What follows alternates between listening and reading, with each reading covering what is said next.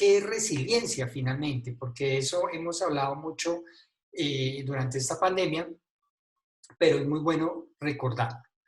Entonces, digamos que, para definirlo, que en las organizaciones hemos venido por muchos años trabajando en planes de respuesta a la emergencia, en planes de contingencia, planes de protección civil, y eso está muy bien y lo vamos a seguir haciendo muy fortalecidos, pero esa es la parte de la mitigación del riesgo. Entonces, aquí les pongo un ejemplo, que es la triste historia de un carro, en este caso, no la triste historia de un pavo, sino la de un carro, o mejor, la feliz historia.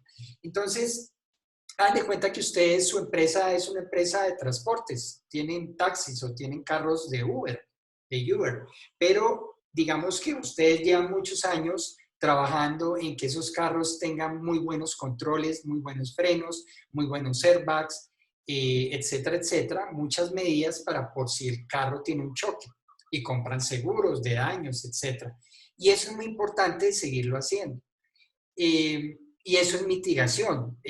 No quiero aburrirlos con estándares, pero digamos que eso sería como, por ejemplo, el estándar ISO 31000 o el estándar neozelandés en gestión de riesgo, en donde estamos más enfocados en los riesgos, en sus causas, antes de que se materialice el riesgo, para implementar unas medidas de tratamiento del riesgo, ¿de acuerdo?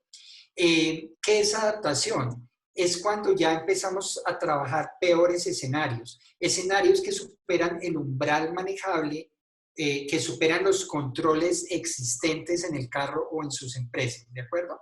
Entonces es cuando ya ocurre un evento que supera esos umbrales manejables. Y allí surge en algún punto, en estas metodologías y prácticas, la gestión de la continuidad del negocio, el Business Continuity Management.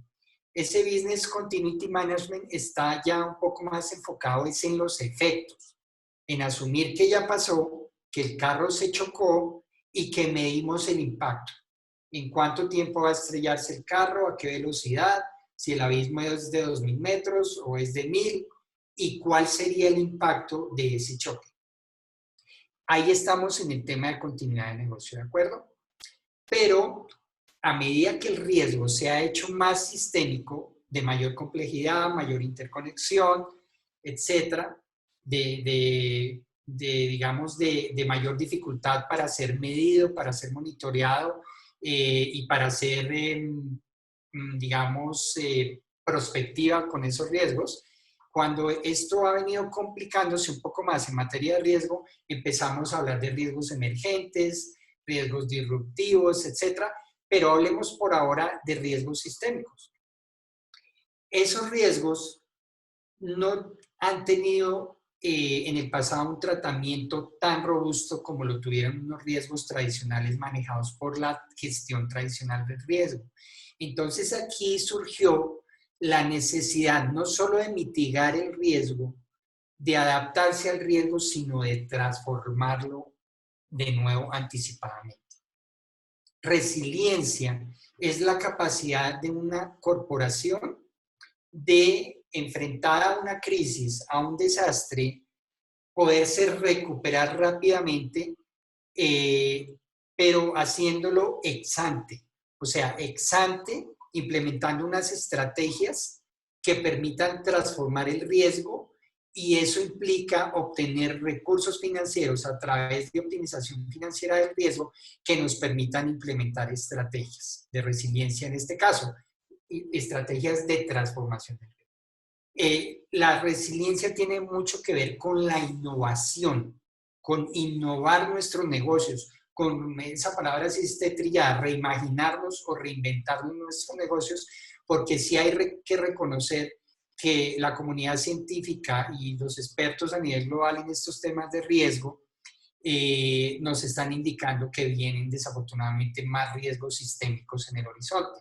Entonces, por eso puede ser muy jocoso, pero lo importante es que nos reimaginemos, innovemos, y ya no tendríamos nuestro Lamborghini, nuestro carro que anda a 300 kilómetros por hora, con una reputación impresionante, con un conductor muy bueno, Schumacher, etcétera, sino que ya pues, a través de innovación tendríamos un carro no tan bonito, pero que tiene alas.